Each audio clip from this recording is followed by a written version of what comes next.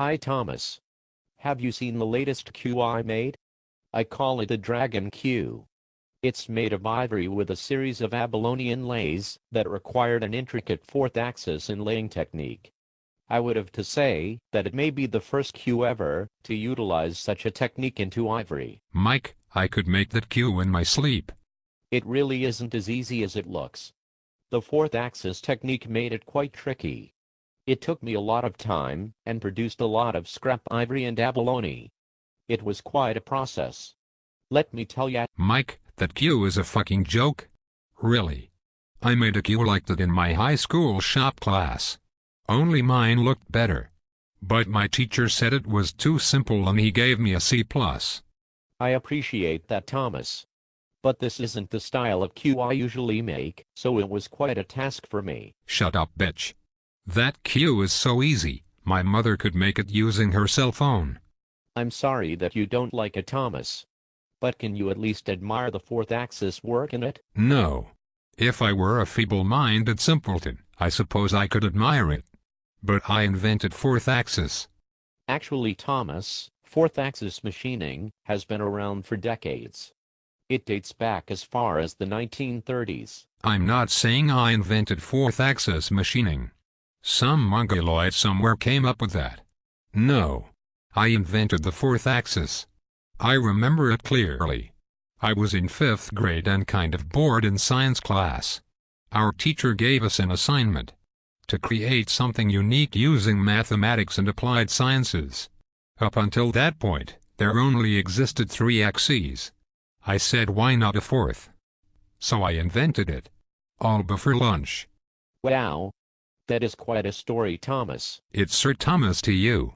I'm sorry? You should be kneeling in my presence. The very ground I walk on is too good for you. Kneel before me, Mike.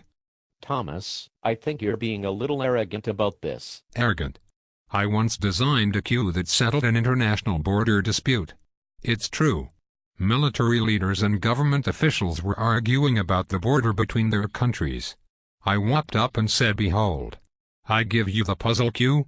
No one spoke for 5 minutes.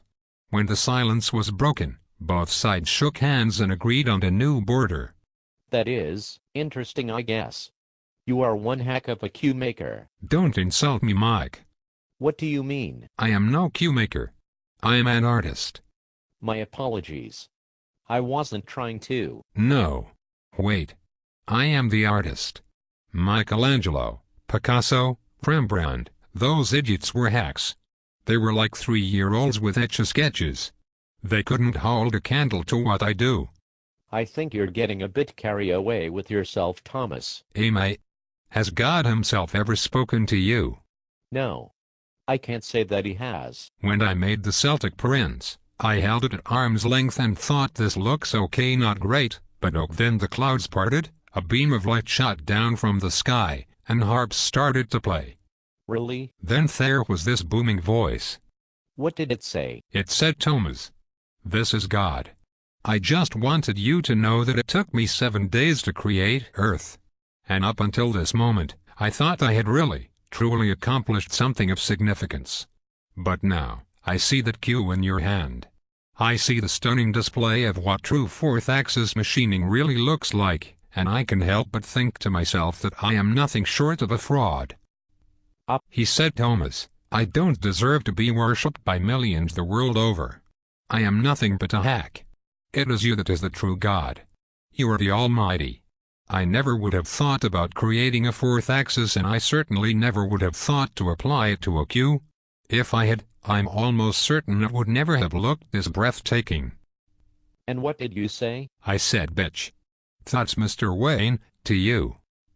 You called God a bitch? Of course. He was out of line. He needs to know that when he's in the presence of greatness, he needs to show some respect.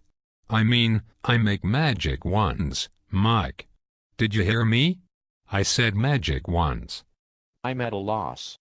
Really. There are no words. Don't feel silly, Mike. I get that a lot. I'm kind of a big deal.